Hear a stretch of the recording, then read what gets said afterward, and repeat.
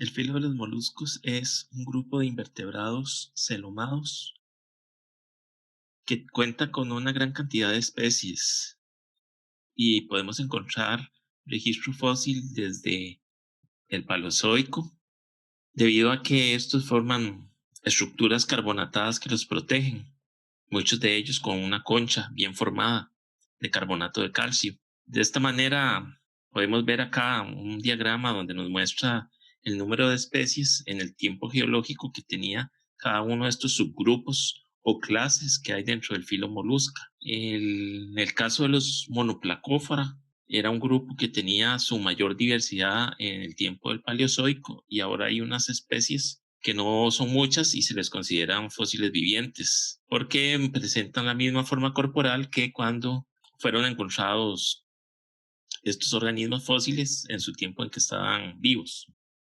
Por otro lado, la cantidad de especies de gasterópodos más bien se ha ido incrementando con el tiempo hasta que en la actualidad es uno de los grupos más diversos del filo.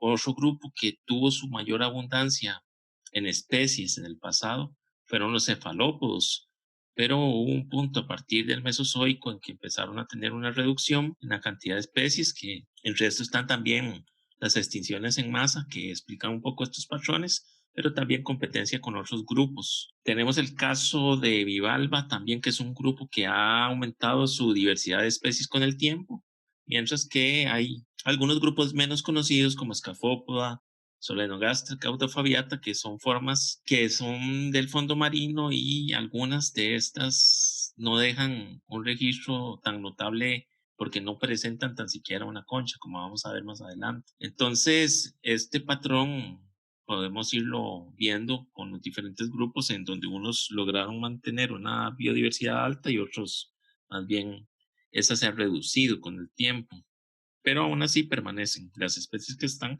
adaptadas a su medio y logran sobrevivir, creando más diversidad morfológica en este filo.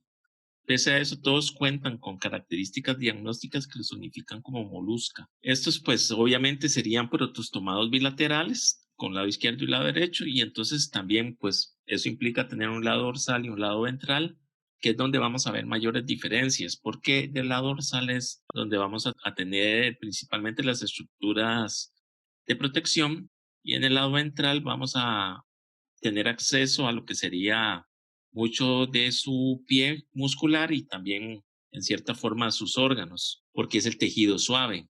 Ese pie en algunos grupos es amplio y es muscular y les permite moverse sobre la superficie, por ejemplo, de las rocas, como el caso del que está en la fotografía arriba, que son cucarachas de mar.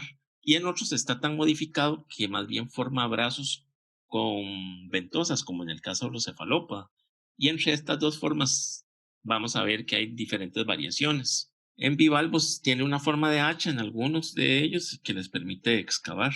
Bueno, muchas veces se utiliza el esquema de un gasterópodo para poder explicar el resto del filo, sin que necesariamente esto implique que el ancestro era como un gasterópodo, sino que vamos a ver que tiene otras formas, posiblemente ese ancestro y no tenía necesariamente todavía una concha. Pero acá lo que nos interesa principalmente hablar es que hay un espacio, aparte del celoma, que cuenta con una conexión del animal con el medio exterior y ahí van a estar varios de los órganos sensoriales, como algunas estructuras que se llaman los osfradios, que son quimiorreceptores, y con esto ellos logran detectar otros individuos de sus especies o logran detectar presas que quieren ir a seguir, por ejemplo, en los que son depredadores.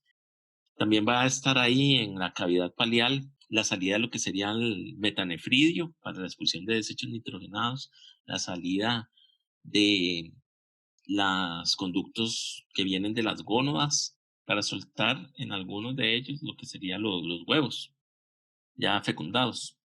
También ahí van a estar ubicadas las branquias, va a estar ubicado el final del sistema digestivo. Y en la actualidad en gasterópodos este espacio lo tenemos encima de la cabeza, pero esto varía en su posición dependiendo en qué clase estemos hablando. En las branquias de los gasterópodos y en general de las branquias de los moluscos se les llama tenidios, que eso significa como peine, porque son estructuras laminadas que aumentan la superficie para el intercambio gaseoso. Eso es una característica que va a estar en bastantes de los grupos. Por otro lado, lo que sería la cavidad celomática es donde va a estar ubicado el corazón, rodeado por un peritoneo que recibe el nombre de pericardio, las gónadas, los metanefridios. Eso va a estar ubicado en ese celoma reducido. Y estos órganos de todo el animal van a estar ubicados en los que tienen concha, protegidos del exterior. Y casi siempre la gónada es una de las estructuras que va a estar en la parte más interna posible de la concha para protegerla aún más de cualquier daño que pueda sufrir en la parte exterior por algún organismo que quiera dañarlos. Estos para la circulación van a tener pues un corazón que bombea la sangre y esta va a llegar a las branquias, se va a dar ahí el intercambio gaseoso y de nuevo esa sangre va a circular por el cuerpo, bañando ciertos tejidos y órganos y es de nuevo recogida por el corazón para el bombeo. Entonces, en lo que sería la mayoría de grupos, ese es un sistema circulatorio abierto. Pero en el caso de los cefalópodos, el sistema circulatorio cerrado, donde la sangre no baña los órganos directamente, sino que simplemente sirve como un sistema de distribución de los diferentes gases que se ocupan sacar o ingresar a los tejidos. Y acá pues vamos a tener tanto un corazón principal en cefalópoda como unos corazones asociados a las branquias que incrementan el bombeo de la sangre. En todos vamos a tener un pigmento respiratorio que se llama la hemocianina. Para alimentarse, ellos tienen en la boca una estructura que se llama la rádula, que es una lengua que está sobre un cartílago que se llama el odontoforo. Y entonces esta lengua es quitinosa y pueden sacarla y meterla del cuerpo por la boca gracias a una musculatura y entonces pueden raspar algas y de esta manera estarse alimentando. Pero esa rádula va a estar modificada dependiendo del grupo. Los que son herbívoros suelen tener bastantes dientes y después vemos que la cantidad de dientes tiende a reducirse en algunos grupos que son depredadores hasta el punto en que hay una familia de gasterópodos que con esa rádula forma una especie de estilete con el que puede incluso inyectar un veneno para alimentarse, paralizar la presa y alimentarse de ella. Y bueno, los que son herbívoros van a raspar y introducir las algas hacia el interior de su cuerpo para digerirlas, mientras los que son depredadores pueden usar esta rádula para raspar sobre el caparazón o la concha de otro animal que quieran comerse o raspar el tejido de ese animal, pero al mismo tiempo van a contar con enzimas digestivas en su saliva para poder absorber los nutrientes de esos tejidos. En los pulpos, pues vamos a tener que ellos pueden pegar mordiscos a lo que quieran comerse, pero dentro también tienen una rádula. Y solo la rádula está ausente en el grupo de los bivalvos, porque ahora estos se dedican a alimentarse por filtración. En los que ya están bien formados, como grupos con concha, tenemos que muchas veces esa concha va a estar compuesta por varias capas, que es lo que va a ocurrir en gasterópoda y en bivalva. Y acá va a haber una capa exterior, generalmente compuesta por proteína, que se llama el periostraco, que cubre toda la concha por la parte exterior en ciertos grupos y les da una mejor forma de estar aislados del medio, mientras que siguen unas capas internas que son compuestas por carbonato de calcio y todas estas capas fueron secretadas por la epidermis del molusco que se llama el manto. Vamos a tener en algunos gasterópodos y algunos bivalvos que incluso hay una capa brillante que se le llama el nácar, depositada directamente en contacto con ese manto. La concha se va generando por el borde más externo de la misma, y entonces vamos a tener un crecimiento, en muchos casos, marcado por anillos, por así decirlo, donde vamos viendo que en el borde se va agregando material nuevo. De esta manera pueden ir agregando el material proteico, el material carbonatado y finalmente el nácar para ir creando la concha. En el caso de los gasterópodos lo van haciendo por la apertura de la concha y en el caso de los bivalvos en el borde ventral. Y después acá, pues, una manera de explicar también cómo funciona esta generación de capas es en el caso de las ostras perleras, que es que ingresa un cuerpo extraño entre el tejido del manto y de la concha del molusco, por ejemplo, un grano de arena, y el organismo para aislarlo y que no le produzca, por ejemplo, algún tipo de posibilidad de infección, lo va a aislar depositándole encima nácar en este caso. Y eso al final es lo que va a formar lo que sería una perla. Puede ser un parásito también que ingrese ahí y el organismo lo que hace es secretarle esa capa de nácar encima para, para no sufrir un daño posterior. Es importante también el desarrollo embrionario, que ya sabemos que en estos grupos es en espiral porque pertenece a ese clado de espiralia y que a lo largo de las divisiones se va formando, en el caso de los moluscos, una estructura que se le ha llamado cruz de los moluscos, que aparentemente esta tiene un poquito de variación de lo que sería el desarrollo de los anélidos. Y sería una característica que podría usarse como diagnóstica del grupo, tener ese patrón de cruce en su desarrollo embrionario. Acá en este filo todos los organismos van a practicar la reproducción sexual y vamos a tener tanto hermafroditas de diferentes tipos como también machos y hembra, dependiendo del grupo. Muchos caracoles tienden a ser hermafroditas, pero por ejemplo los cefalópodos siempre son macho y hembra. Entonces depende del grupo en el que estemos viendo cómo será su forma de reproducción. En algunos sueltan los gametos al agua, como en el caso de los bivalvos. En otros va a poder darse una cópula, como en el caso de los caracoles hermafroditas, que van a fecundarse por lo general uno al otro. Y en el caso de los cefalópodos se tiene un traspaso de un espermatóforo. Cuando está ya hecha la fecundación, se generan huevos por la hembra o por la parte femenina del organismo. Y de esos huevos puede salir en algunos casos larvas o, bueno, un juvenil, dependiendo del grupo.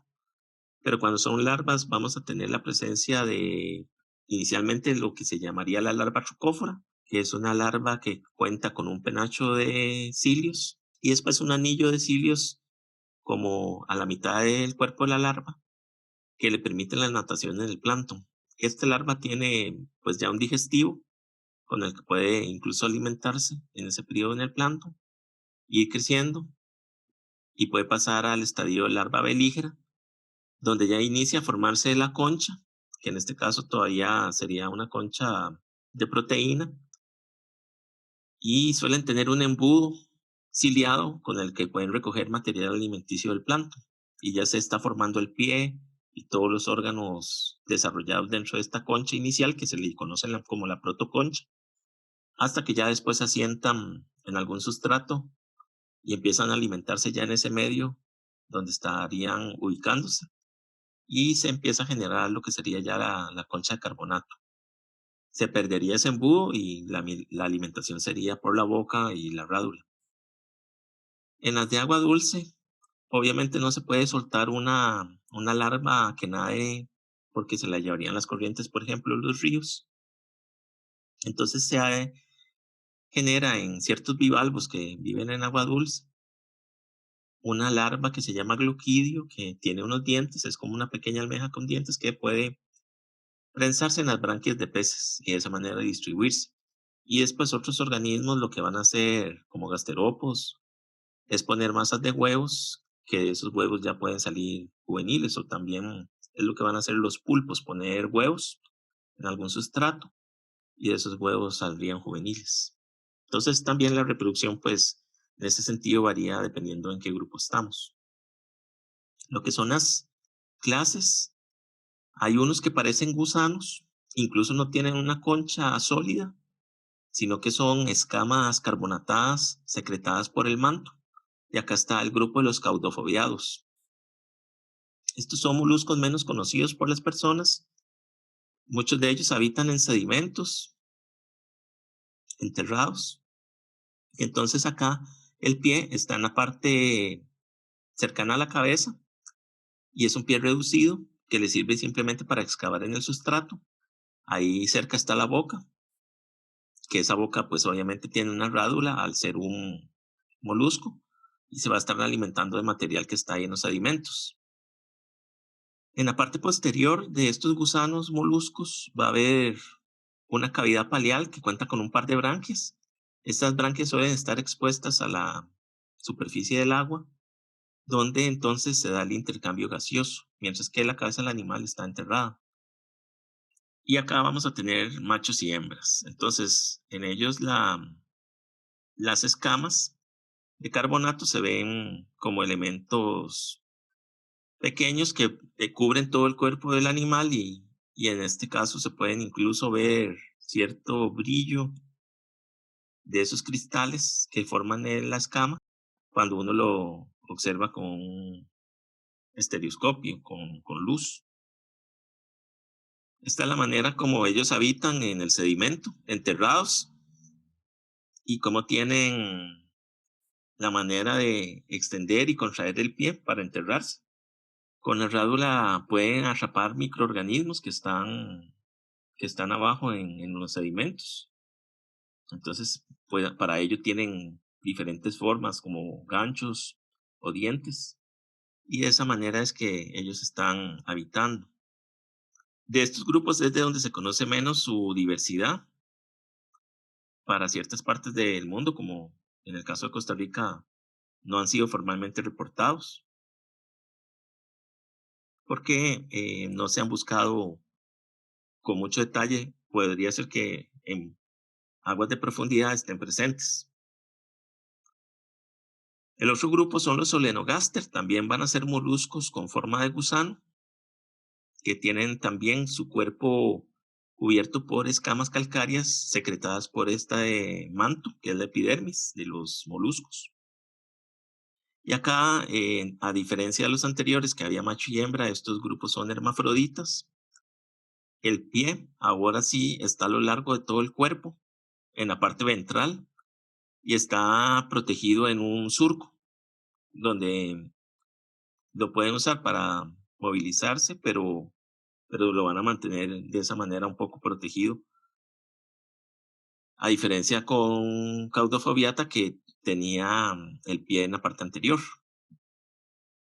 La cavidad del manto acá no tiene branquias, y esas branquias fueron sustituidas por una estructura vascularizada que se le llama órgano respiratorio, y es una zona donde va a haber mucho intercambio porque tiene muchos conductos que generan bastante área superficial.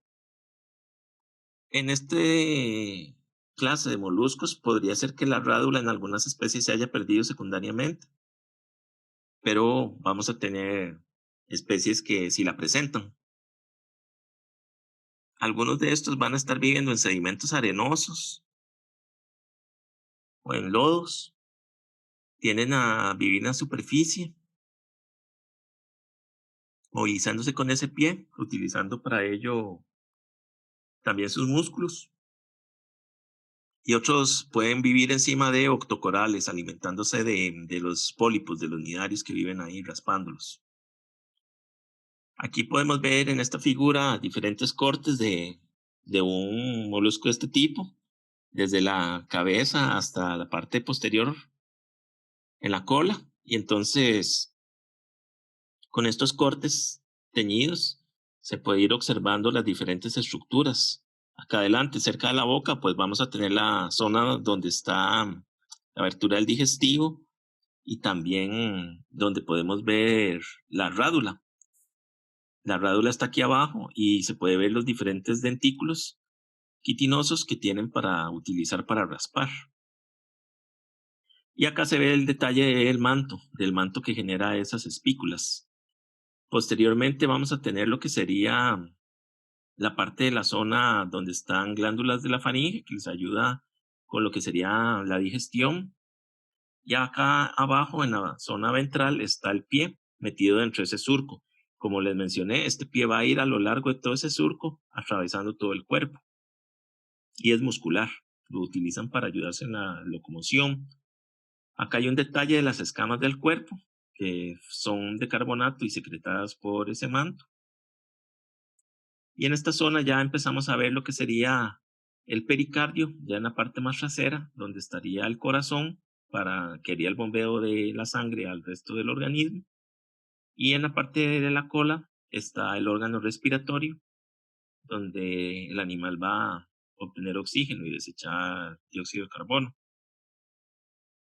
Uno puede hacer cortes de estos animales y de otros invertebrados en diferentes puntos y después reconstruir su anatomía para poder, de ese caso, incluso describir especies. Otro grupo que seguiría, que todavía no tienen una concha dura en una sola pieza o dos piezas, serían los poliplacóforos, porque en estos vamos a tener más bien la concha dividida en 8 piezas, que se les llama ceramas.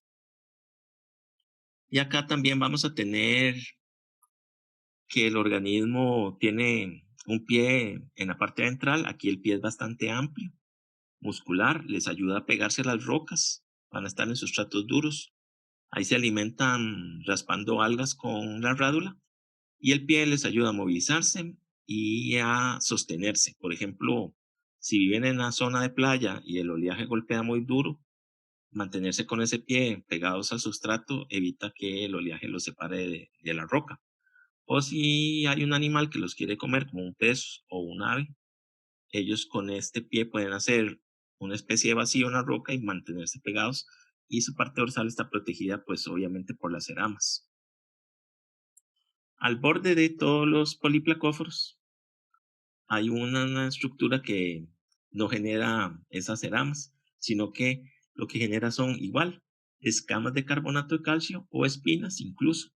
Y esto se le llama la cintura. Y entonces es lo que va a proteger al animal en esta parte y lo que le va a permitir en cierta forma también pegarse al sustrato por el lado ventral de esa cintura. Vamos a tener algunos de estos que son muy pequeños, uno los puede encontrar en rocas dándoles vueltas, pero en climas templados hay unas especies que pueden llegar incluso a los 40 centímetros de longitud y algunas especies pueden tener las ceramas descubiertas, semicubiertas por el manto o totalmente cubiertas por el manto en el caso de las más grandes.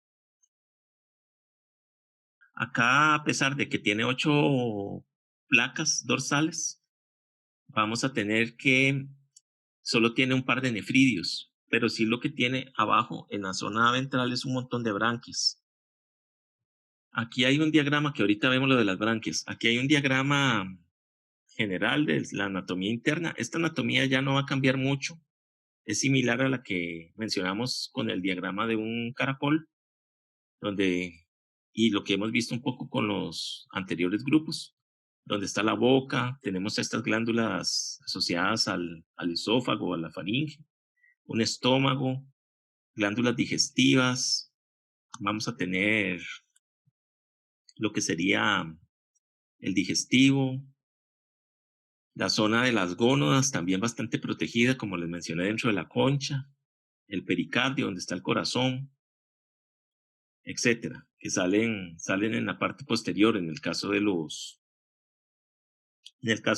poliplacóforos, en el caso también de los solenogaster y de los Cautofabiata, vamos a tener todas esas salidas de estructuras en la parte posterior del animal, como el digestivo. En estas placas o ceramas, en el caso de los poliplacóforos son porosas, hay unos poros por los cuales puede entrar la luz y esa luz va a llegar a células fotorreceptoras que van a interpretar esa luz y permitirle al organismo saber si está expuesto en la parte de arriba de las rocas o si puede estar escondido en la parte de abajo. Les va a servir para detectar entre luz y oscuro, aunque ellos no pueden hacer una imagen. Y de esta manera es como se ubican un poco en ese sentido. Y va a estar a lo largo de todas estas placas que cubren la parte dorsal. Estas estructuras pues tienen una forma tubular que se ramifica y entonces el nombre de la parte más grande se llama macroesteta y las fisuras pequeñas microestetas y por ahí es donde va a ingresar la luz. Estas ceramas que cubren al organismo dorsalmente encajan una con la otra, tienen ciertas extensiones que le permiten flexibilidad a la hora de movilizarse y poder pegarse de mejor manera sobre un sustrato, por ejemplo, curvo. Son, por así decirlo, tipos de bisagras que logran crear la unión entre estas placas. Hay otro grupo que son los monoplacófora. Esta clase cuenta con pocas especies y son moluscos que viven en profundidad. Como les mencioné al inicio, era un grupo que tenía mucha diversidad en el pasado, en el Paleozoico, y después de eso, con las extinciones en masa que han ocurrido a lo largo de la historia, en alguna de ellas tuvieron un bajonazo bastante grande en su número de especies, y por un tiempo se consideraron incluso extintos, hasta que en una expedición que ocurrió afuera del Pacífico de Costa Rica fue de nuevo encontrado en el siglo pasado.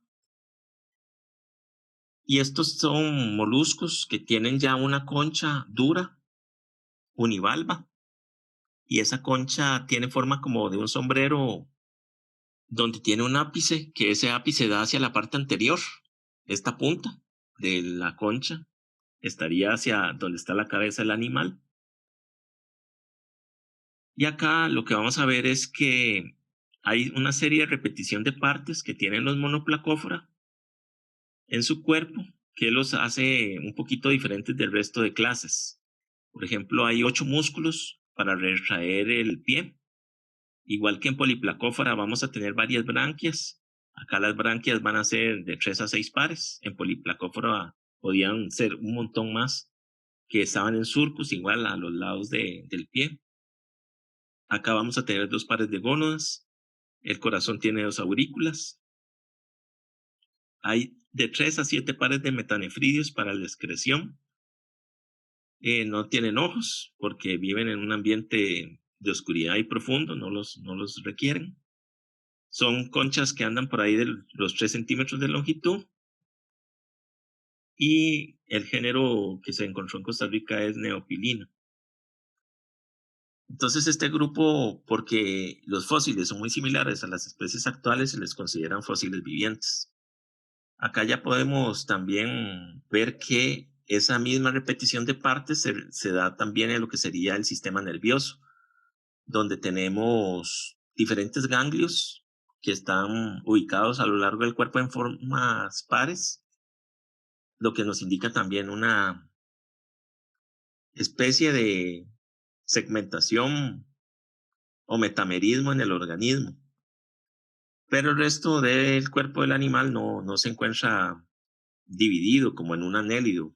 Acá sigue siendo un continuo. Entonces no se habla de que sean realmente organismos segmentados, pero tienen cierta repetición de partes que por mucho tiempo ha entrado en debate si eso era una condición basal de los moluscos o no. El grupo que sí es muy diverso es Gasterópoda. Es un grupo que cuenta con una concha univalva también, pero que tiene variación respecto a la de los monoplacófora, debido a que podemos encontrar más tipos de concha. En monoplacófora todas parecen como ese tipo de sombrero aplanado, mientras que aquí algunas pueden ser alargadas o redondeadas. También vamos a tener algunos que cuentan con conchas reducidas, en el caso de las babosas. Vamos a tener presencia de ojos, esos ojos suelen estar en las especies de caracoles marinos en la base de los tentáculos, y en las especies de babosas y de caracoles terrestres pueden estar incluso en la parte superior de los tentáculos. Lo que serían los tentáculos, vamos a tener un par o 2 pares. En las babosas marinas es cuando tenemos 2 pares de tentáculos. Y lo que también tenemos es un par o 2 pares de metanefridios. En todos los gasterópodos vamos a tener rádula para la alimentación, y aquí podemos tener formas herbívoras como formas carnívoras o formas que son omnívoras. Y es un grupo bastante diverso en su cantidad de especies presentes y especies fósiles. Las especies más antiguas en el registro fósil presentan un sistema digestivo recto que va desde la cabeza a la cola, y la cavidad palial también está en la cola. Entonces, eso es lo que se ve en esos fósiles.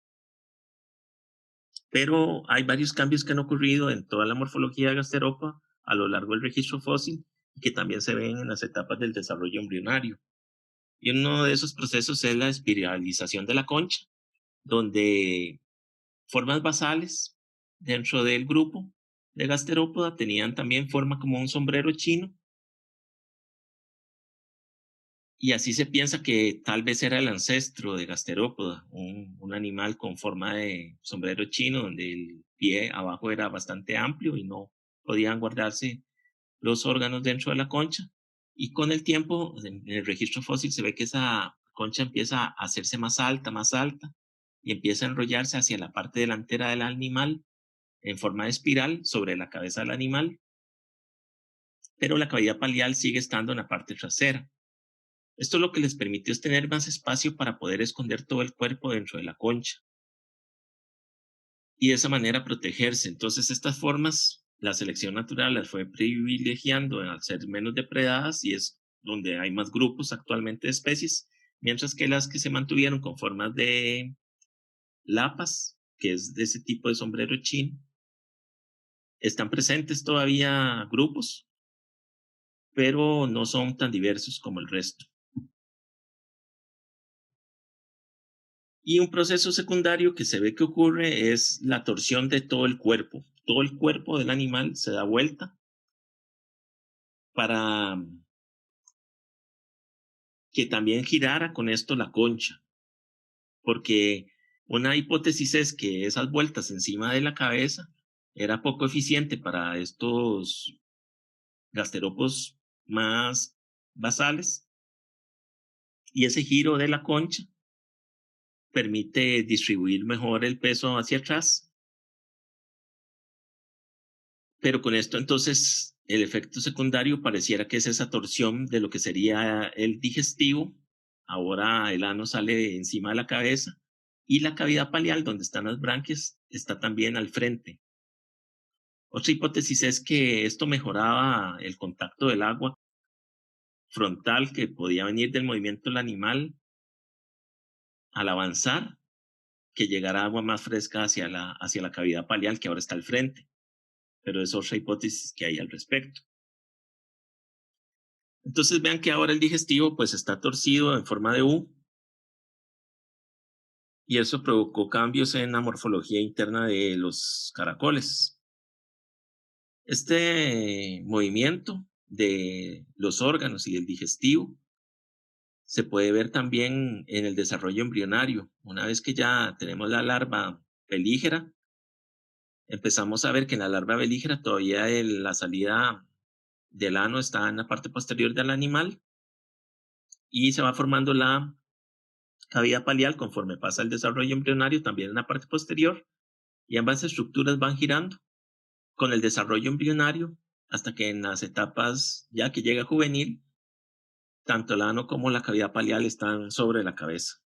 Una vez que ya teníamos la espiralización de la concha y esa torsión del cuerpo que tiró las vueltas hacia el lado posterior, aún así la concha era muy alta. Era como andar una espiral muy alta sobre el cuerpo, que tal vez les incomodaba a la hora de movilizarse o de esconderse en grietas o en hoyos. Y lo mejor de eso que pudieron hacer los moluscos, que está representado en el registro fósil y lo vemos en las especies actuales, es que las vueltas se salieron hacia un lado, haciendo que esa espiral no sea tan alta, y se giró un poco el cuerpo del animal para que la concha quedara tirada hacia atrás, la parte de las vueltas, lo que se llama la espira, quedara tirada hacia atrás y no le estorbara al animal cuando se estaba movilizando. Entonces la concha ya no es tan alta y está orientada en el eje de cabeza hacia cola en sus vueltas. Y de esta manera permite que muchos caracoles actuales puedan vivir bajo las rocas, meterse entre grietas y ser más eficientes para movilizarse. Con todos estos procesos y este acomodo de la concha, quedó menos espacio del lado derecho. Para los órganos que estaban antes en el lado izquierdo, esos se perdieron. Y así es como se dan estos tres procesos principales. La espiralización, que es el tamaño de las vueltas, pasar de forma de lapa a forma espiral. La torsión, que es girar esas vueltas de la concha hacia atrás, pero con esto gira la cavidad palial hacia adelante y el ano.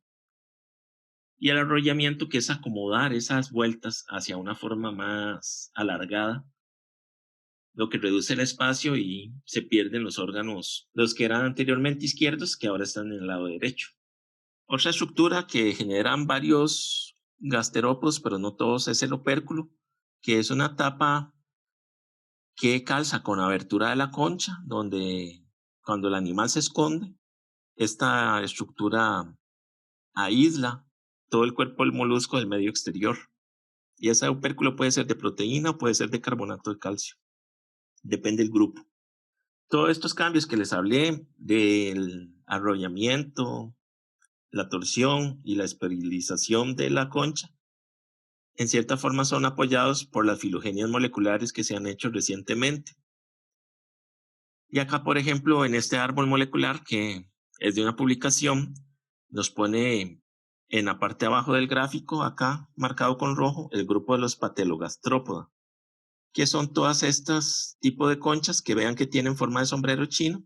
Hay varias familias ahí, Patélide, Lotide, Acmeide, que cuentan con ese tipo de forma. No hay una concha enrollada ni espiralizada.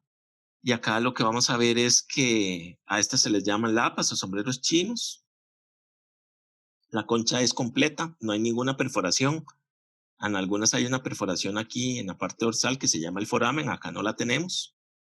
Tampoco esas conchas por el lado interno tienen ningún tipo de marca o prolongación interna que ayude a sostener músculos, que sí ocurre en ciertos grupos, que serían las muescas, acá no tenemos.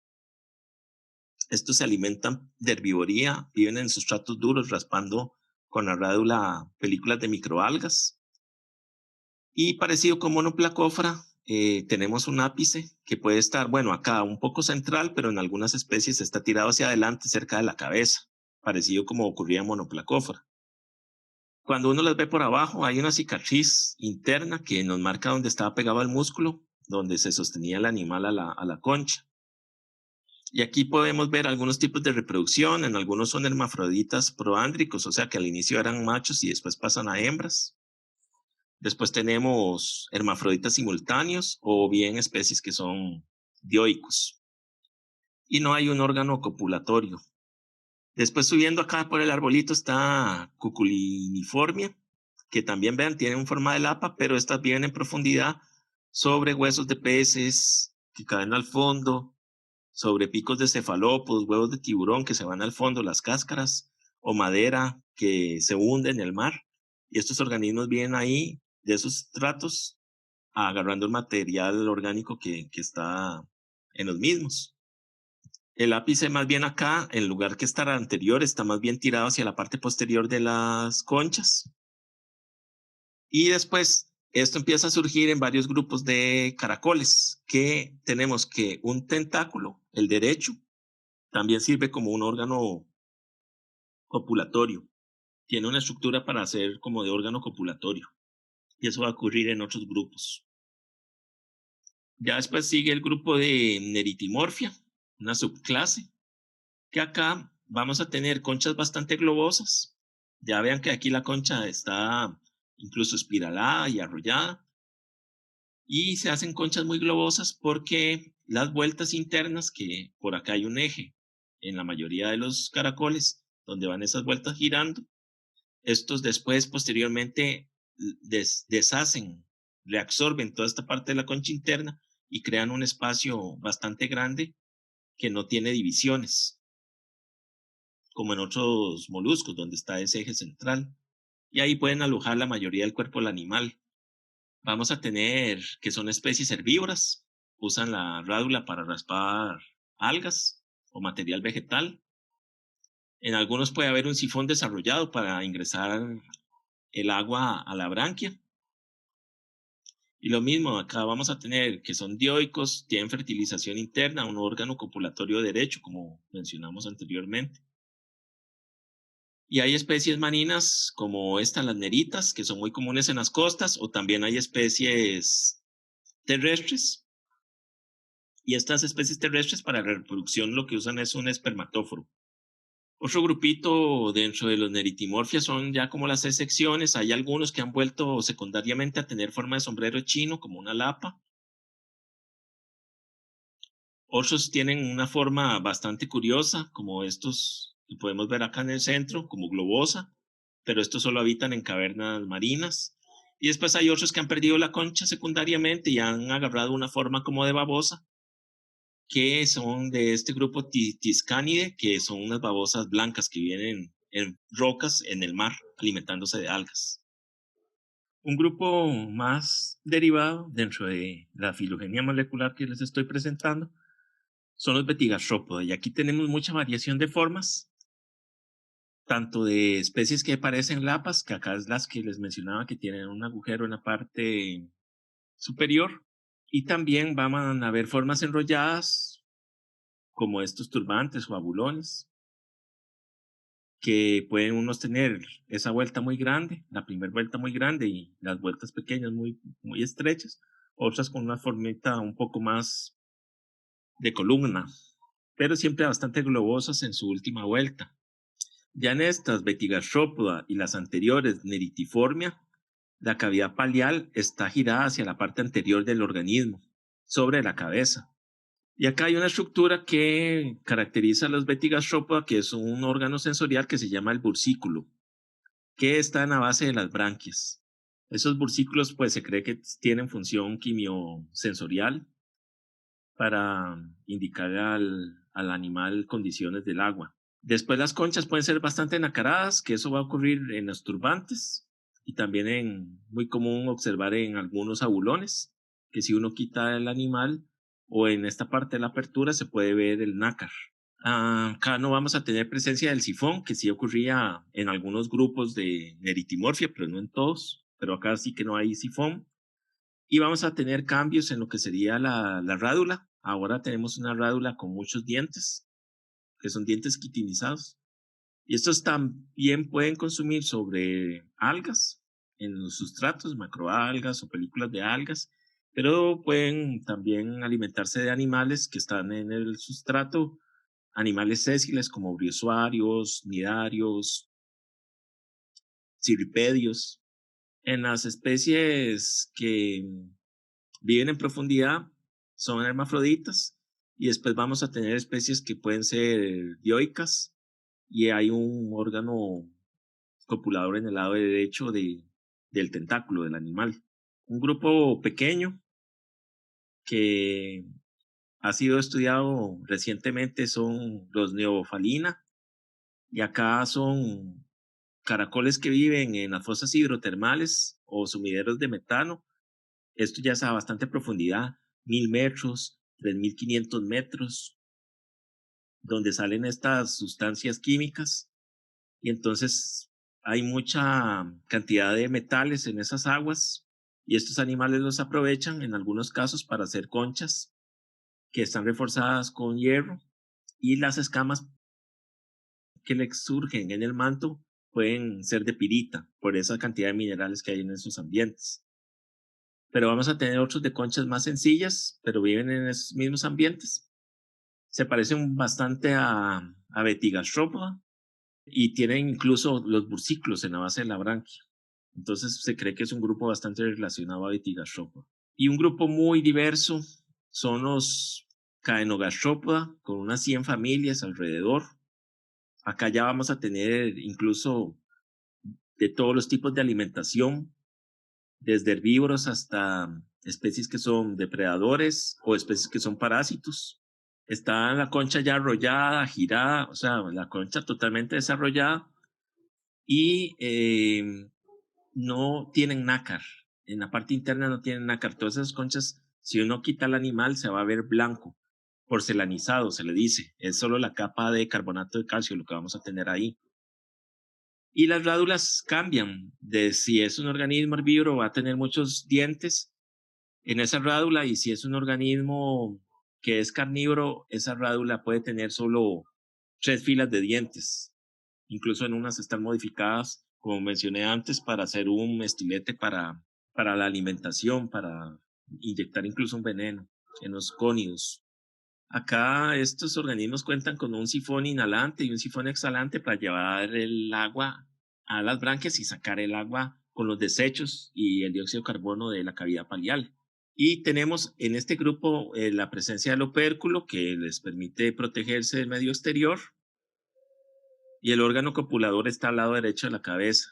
Muchos pueden ser reproducción siendo hermafroditas, hay especies que son dioicos, otros utilizan un espermatóforo para hacer el traspaso del material de los gametos masculinos. Y tenemos varios órdenes dentro de este grupo, las litorinas, litorimorfia, que incluye especies herbívoras como litorínide, que están en la parte alta de las playas, en las zonas rocosas. Después los natícidos, que son depredadores, estos raspan sobre conchas de otros moluscos o sobre los caparazones de los crustáceos y con la rádula hacen un huequito circular y después lo que hacen es soltar sustancias proteolíticas y chupar esos fluidos de estos organismos. Son muy buenos depredadores.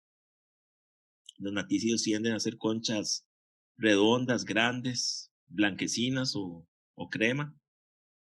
Hay otros que han vuelto una forma de lapa, como las calitreas, pero estas lapas tienen una muesca en la parte interna donde se agarra el músculo y de esa manera se sostiene bastante bien el animal contra el sustrato, contrayendo el pie. Y esa muesca no la encontramos en los otros tipos de lapas que hemos hablado anteriormente. Incluso hay unos que han vuelto a una forma como de gusano, pero que secretan una concha como un tubo a lo largo del animal y pueden vivir pegados a las rocas, que se les llama vermétide. En el caso de los vermétide, estos utilizan la captura de material en suspensión para alimentarse. Entonces podemos decir que son, en cierta forma, como filtradores. Después hay unas conchas que pueden llegar a tamaños muy grandes, como los cambutes, que son especies incluso que tienen interés comercial o están protegidas porque han sido diezmadas por personas que las capturaron, debido al gran tamaño que llegan a alcanzar estos organismos. Y se utilizaba pues el tejido del pie para la preparación de diferentes platillos. Entonces, para que se den una idea de estos grupos, la importancia que pueden tener también en ese sentido. Dentro de Caenogastropa hay un orden Neogastropa. Aquí todos son depredadores o carroñeros, todos con la concha enrollada. La rádula, pues como ya son con estos tipos de alimentación, pueden tener de 1 a 5 dientes por fila. Y están todo este tipo de familias: bucínidos, canceláridos, cónidos, murícidos, olívidos. Los olívidos son unos que uno encuentra muy fácilmente en las playas de arena, mientras que los murícidos son muy comunes en zonas rocosas. Ahí hay 2 ejemplos de murícidos, acantina y tais, que ustedes pueden encontrar en cualquier zona rocosa del Pacífico o de América tropical. Y ya después sigue todo este grupo más derivado, que está aquí arriba en el árbol filogenético de Gasterópoda, que es la subclase Heterobranquia. Y aquí vamos a tener caracoles y babosas. Y vamos a tener babosas marinas y babosas terrestres, así como también caracoles marinos y caracoles terrestres. Y acá tenemos en el grupo de los que son marinos la infraclase Opistobranquia. Este grupo de diferentes órdenes, los acoglosos, los aeolidáceos, que tienen todas estas estructuras en la parte dorsal, o las liebres de mar, anaspidios, que son diferentes grupos que viven en los sustratos rocosos, alimentándose de algas o alimentándose de otros invertebrados, porque pueden ser algunos depredadores. Van a tener estas estructuras, muchos dorsales, que se les llaman parápodos o parapodios.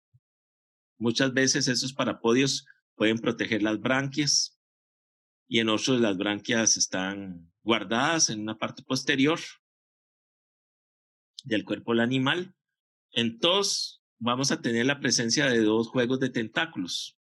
Los anteriores, que en la base está el ojo, y los posteriores, que se les llama rinóforos. Y eso les ayuda de manera sensorial a detectar su medio.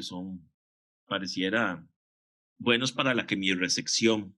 Dentro de este grupo también estaría el orden nudibranquia, que tienden a tener las branquias en la parte posterior expuestas sin ningún tipo de protección. Y dentro de acá, dentro de todo pistobranquia, algunos pueden tener conchas reducidas, conchas internas en los animales o estar ausentes. Y después tenemos el otro grupo que sería infraclase pulmonata, que estos son los que colonizaron el medio terrestre, teniendo caracoles terrestres, las babosas terrestres y grupos que son semiterrestres y semimarinos, como las que serían las lapas pulmonadas. Vean que aquí hay formas como de lapa, donde es una vuelta a esa forma corporal, los caracoles, y otros que perdieron o redujeron la concha mucho, como serían las babosas. Y acá lo que tenemos en lugar de una cavidad palial es que ahora el ano va a salir al exterior, no sale en la cavidad palial. Esa cavidad palial es sustituida por un tejido vascularizado, donde se da el intercambio gaseoso a lo que se le llama el pulmón, que tiene una salida por un poro que se llama neumostoma. En el caso de las lapas que viven en las zonas rocosas, estas viven tanto en marea baja como en marea alta y tienen la capacidad por ese pulmón de respirar tanto aire como respirar también agua. Entonces les permite estar en ese tipo de ambiente donde la marea sube y baja y pasar bastante tiempo expuestos. Las babosas tienen acá el neumostoma bastante obvio y el cuerpo alargado que les permite andar por el sustrato y esconderse. Y en muchos de estos grupos babosas y caracoles terrestres, el ojo está pedunculado sobre un tentáculo. Y entonces es una variación que vamos a tener en estos grupos respecto a los anteriores. Entonces vean que acá vamos a ir desde formas con sombrero chino, que van ganando espiralización de la concha y su enrollamiento, hasta terminar con formas donde la concha se redujo casi totalmente o se redujo totalmente y volvieron a tener una forma de gusano, que esto coincide con lo que vimos en las etapas anteriores de la espiralización, torsión y arrollamiento. Y acá el paso que agregamos es la reducción. Un grupo muy importante dentro de los moluscos sería el de cefalópoda, que aquí lo que vamos a tener son calamares y pulpos, y después están las epiolas y las sepias. Este grupo tenía organismos en el pasado de tamaño bastante grande, que ahora lo mencionamos. En la actualidad, pues si bien hay algunos calamares que llegan a un tamaño gigante, como el Architeutis, que es de profundidad, la mayoría de especies son más pequeñas que sus antepasados. Hay varias hipótesis de cuál es la relación más cercana de estos organismos con el resto de los moluscos. En algunas se menciona que con gasterópodos, pero hay estudios recientes que los relacionan más con monoplacófora. Son depredadores por excelencia, el sistema nervioso está súper desarrollado, el cerebro tiene unos lóbulos grandes que controlan ojos, que tienen una visión muy buena, pueden hacer estrategias, pueden comunicarse entre ellos. Entonces son organismos que están muy adaptados para la depredación. Tanto así que, aparte de la rádula, se genera una estructura quitinosa que se llama el pico, con la que pueden morder a las presas y arrancarles bocados. En el caso de Architeutis, que es el calamar gigante, que es de profundidad, este puede alimentarse y pegarle mordiscos a los cachalotes, que son unos cetáceos bastante grandes que viven en los mares. Y hay veces cuando se ve un cachalote en superficie, se les ven unos huecos en el cuerpo, que son las marcas de los picos de estos calamares gigantes. Y otros calamares nadan en grupos y pueden tener variaciones de la coloración del cuerpo para indicar diferentes cosas. Algunos incluso pueden mostrarle la mitad del cuerpo con un color, el lado derecho, digamos, del cuerpo con un color a un individuo y el otro lado del cuerpo con otro color a otro individuo, indicándoles cosas diferentes. Y de esa manera algunos calamares pueden incluso cazar en grupos Para cazar estos, los pulpos y los calamares y otros tipos de cefalópodos tienen el pie modificado como brazos. Y estos brazos tienen ventosas que hacen vacío y les ayudan a sostener las presas. Incluso en calamares pueden esas ventosas tener unos ganchos quitinosos que les ayudan a sostener también las presas y llevárselas a la boca. Y en los calamares hay dos tentáculos largos que son flexibles, se estiran o se encogen, que al final también tienen ventosas y con estos pueden atrapar presas por sorpresa. Acá en cefalópoda la mayoría van a tener la concha reducida o ausente. En el caso de los calamares está reducida a una estructura que se llama pluma, que está al lado dorsal e interna en el cuerpo. En el caso de los pulpos se perdió prácticamente totalmente en todos los grupos y eso les permite un estilo de vida más bentónico, donde los pulpos pueden, al no tener una concha, una estructura dura que los limite, ingresar a cualquier tipo de grieta o agujero en las rocas para buscar sus presas o refugiarse. Los calamares la mantienen porque les permite mantener la forma del cuerpo para la natación. Y en los grupos antiguos, que ya están extintos, esas conchas podían ser incluso cónicas o enrolladas. Y en los grupos actuales solo queda el grupo de los nautilus, que tienen la concha externa y enrollada por cámaras. El sistema circulatorio es cerrado, lo que les permite una mayor eficiencia para su metabolismo e incluso tienen un corazón asociado a las branquias para mejorar el intercambio gaseoso. Otros grupos que tienen el sistema circulatorio cerrado son nemertinos, anélidos, forónidos y los cordados. Y ahí les pongo unas referencias donde se puede estudiar más sobre el tema del desarrollo del sistema nervioso en invertebrados. Acá vamos a tener machos y hembras y los procesos de reproducción incluyen en algunos casos diferentes comportamientos de cortejo. En el caso de las sepias, estos dos tipos se une el macho con la hembra y entre los dos que se acarician con los tentáculos. Lo mismo ocurre con los grupos de los nautilus que tienen varios tentáculos y con estos se acercan y se acarician entre los dos para aceptar al final la hembra el paquete de esperma por el macho. Y en lo que sería los pulpos, el macho se va acercando lentamente hacia la hembra, esperando no ser atacado por esta y si logra comunicarse con ella, esta le da acceso para que él con un brazo que se llama el ectocotilio le traspase el esperma, fecundándola internamente.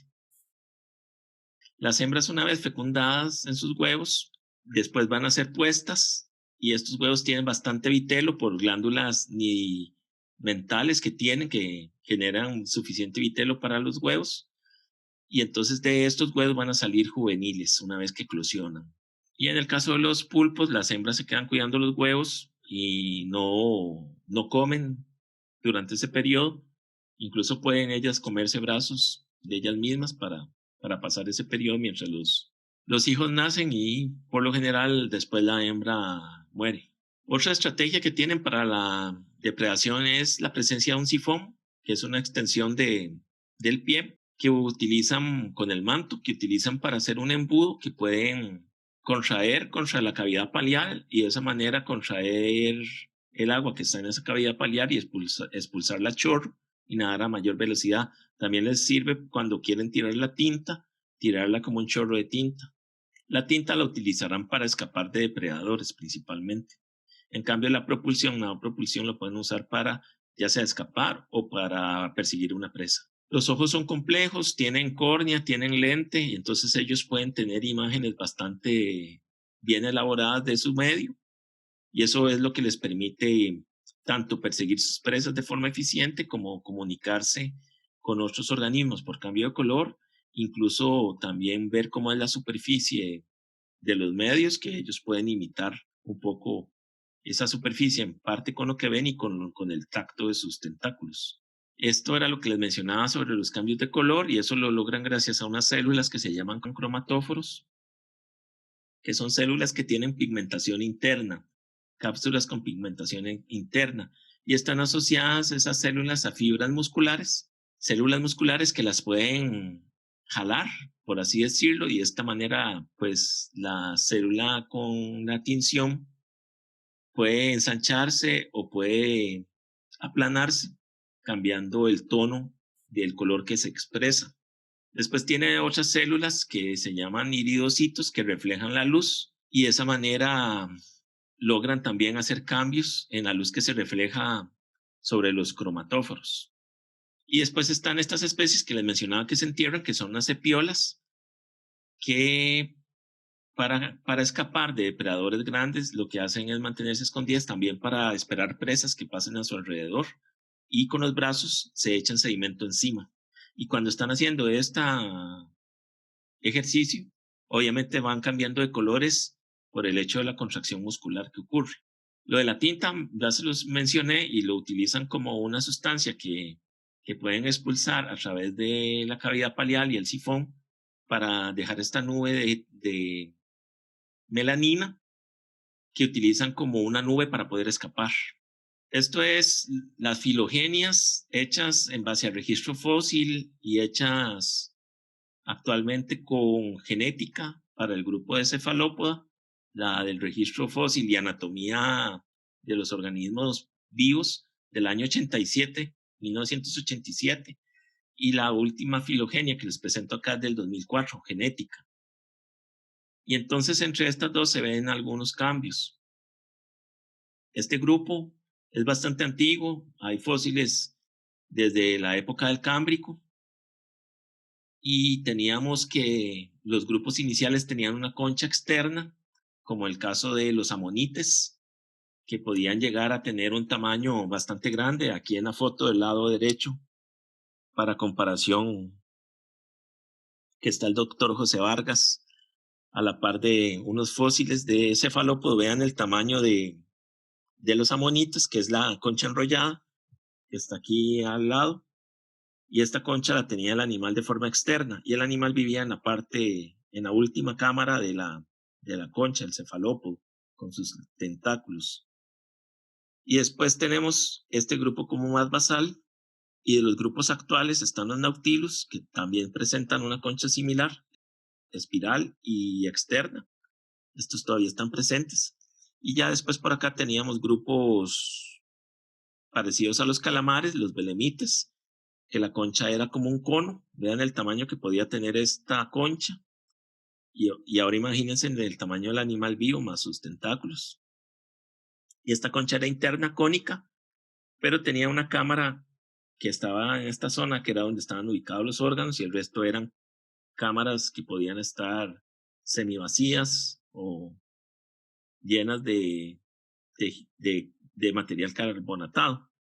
Y después tenemos los grupos ya con actuales de calamares y pulpos, que acá, basándose en la anatomía, lo hacían por la reducción de la concha. Obviamente, primero los grupos con concha enrollada y externa, después los grupos con concha cónica, los grupos con concha reducida, alargada, como una pluma, que serían los calamares, y por último los grupos donde se va perdiendo la concha en ciertos pulpos y donde ya del todo no está, que serían los pulpos de la costa. Entonces se pensaba que era este camino gradual de tener una concha enrollada a carecer totalmente de concha. Pero con los estudios anatómicos de genética se vio que, bueno, el grupo de los pulpos más bien queda bastante basal, por lo que quiere decir que esa pérdida de la concha ocurrió en ellos bastante temprano, haciendo una línea aparte del resto de los cefalópodos, y dentro de los restantes cefalópodos hubo varias líneas diferentes de los grupos de calamares que ya no coinciden tanto con la filogenia basada en morfología. Entonces la explicación de cómo surgen esos grupos se complica un poco más y eso sigue estudiándose en la biología. Estos son los nautilos, como les mencioné, una concha externa dividida en cámaras. Vean que acá las cámaras tienen tabiques una de las otras, pero hay una conexión que se llama el sifonoglifo y conecta todas ellas. Entonces, ese sifonoglifo pues tiene tejido, obviamente, y puede hacer que cada cámara se llene de líquido o de gas. lo que le permite al organismo hacer migraciones verticales por la columna de agua, ya sea para esconderse en aguas más profundas en el día o para subir a aguas más ricas en alimento, que son presas del plancton o del néctar en la noche. Vamos a tener 2 pares de branquias, 2 pares de nefridios, hasta 94 o más tentáculos pequeños que están afuera en la parte externa del cefalópodo. Y este grupo también ya tiene aquí ojos, puede ver, son depredadores bastante eficientes y están desde el Cámbrico. Lo que sería la subclase coloidea, la que incluye los calamares, principalmente. Aquí hay un par de branquias, un par de nefridios, la concha interna como una pluma, que puede estar en algunos casos reducida. Es un grupo más reciente, el Carbonífero. Hay fósiles. Se les conoce como decapos a este clado porque tiene los 8 brazos y aparte de esos tentáculos. Y aquí es donde vamos a tener diferentes grupos, los miópsida, que son los calamares costeros. El ojo tiene una córnea que le permite hacer una mejor visión para las funciones que les mencioné antes.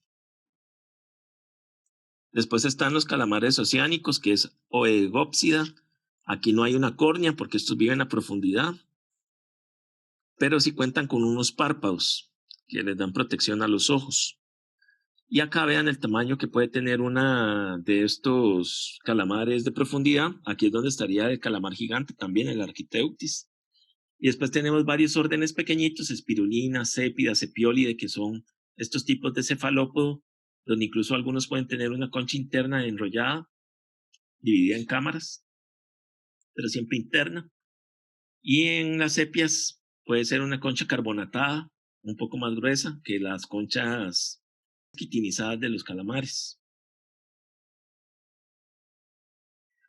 En todos estos 3 órdenes, espirulina, sepia, sepiolie, el cuerpo es más como un saco y no tan alargado como en calamares.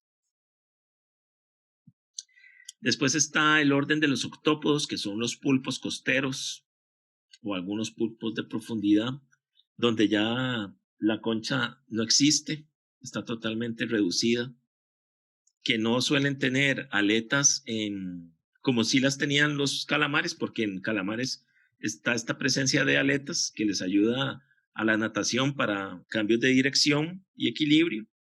Y acá no las tenemos desarrolladas en uno de los subórdenes, principalmente que vive en las costas.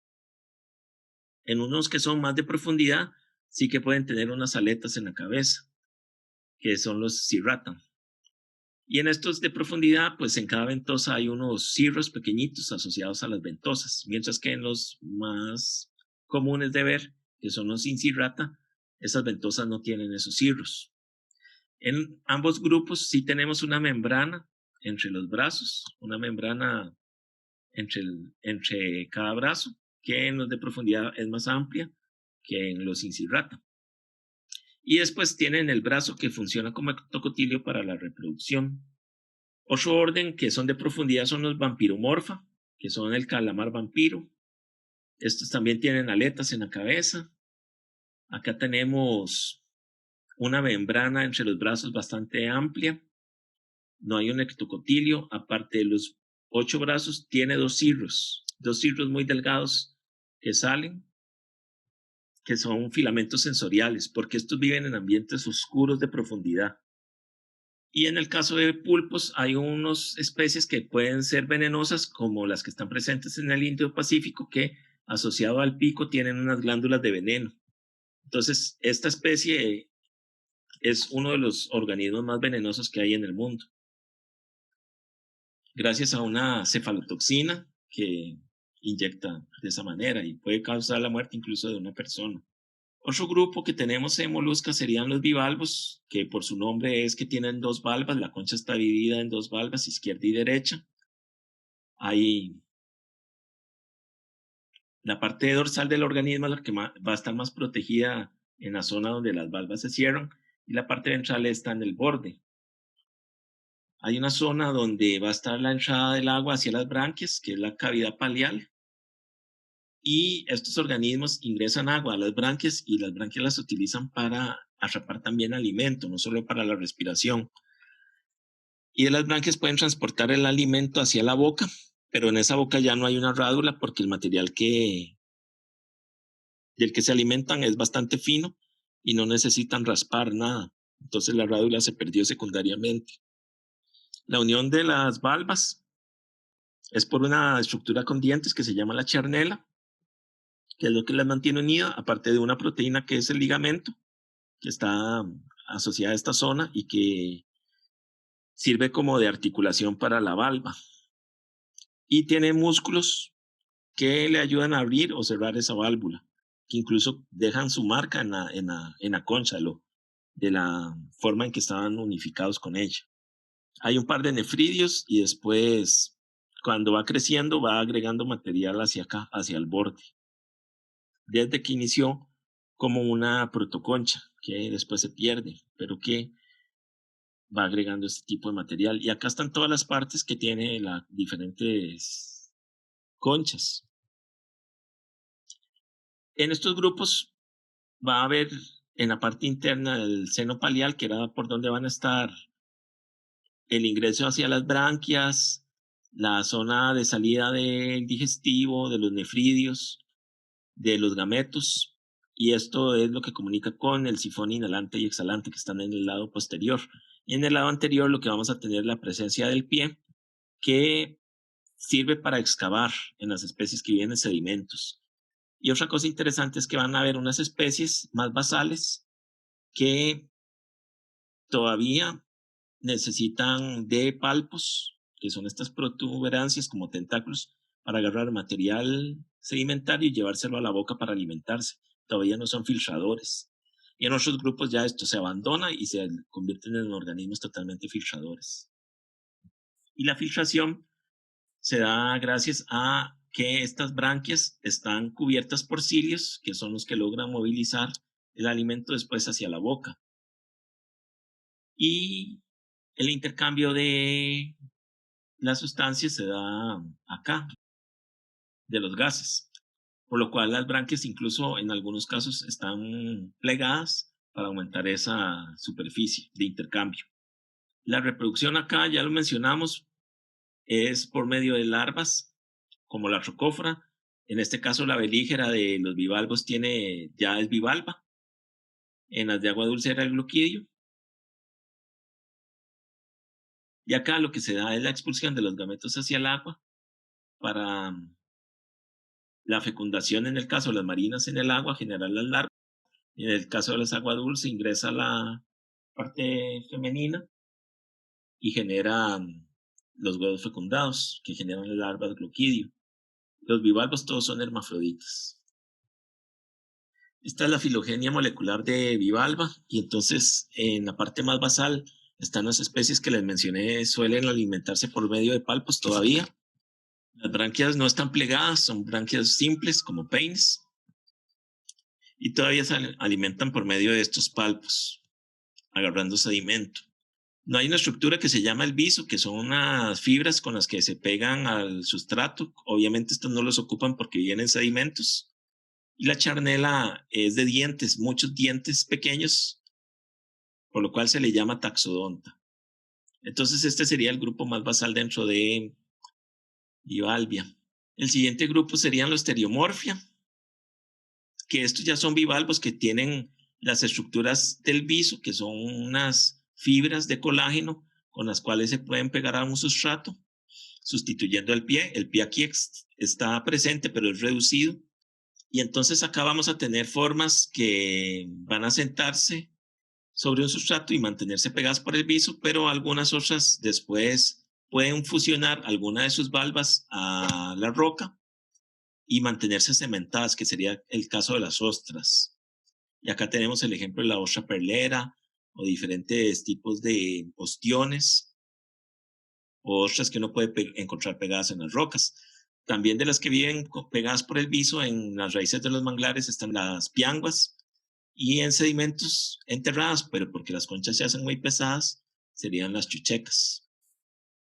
Está después el grupo de las almejas de agua dulce, que sería paleoheterodonta.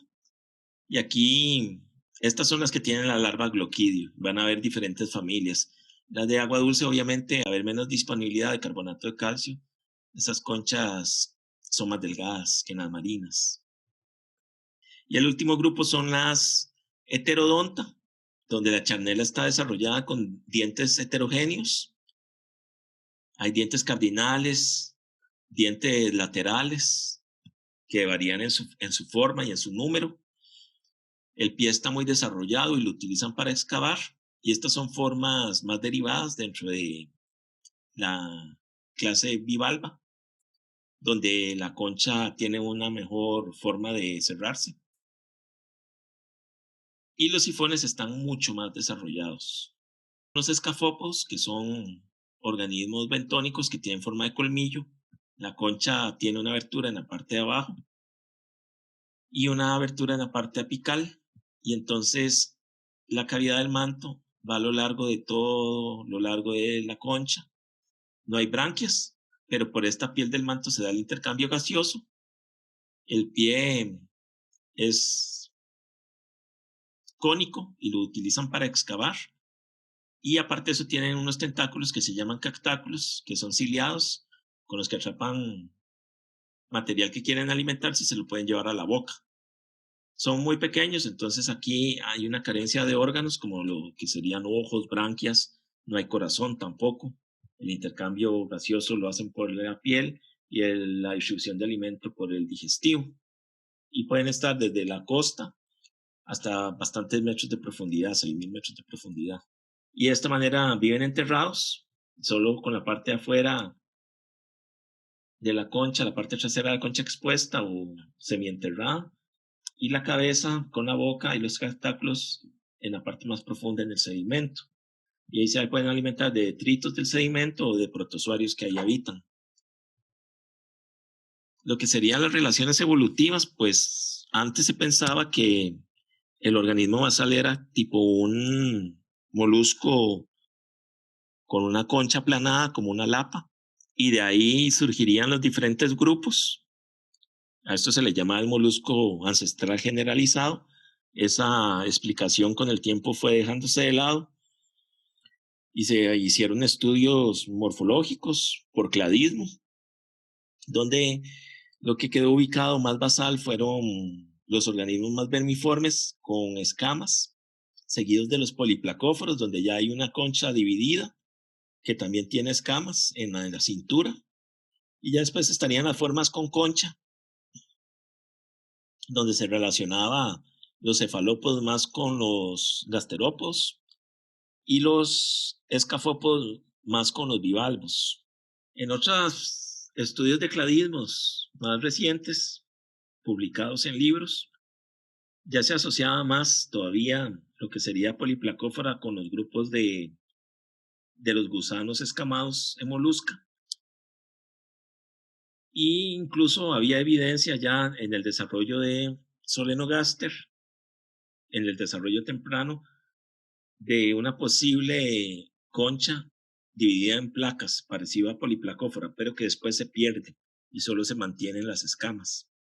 Entonces, eso apoyó más todavía esta relación.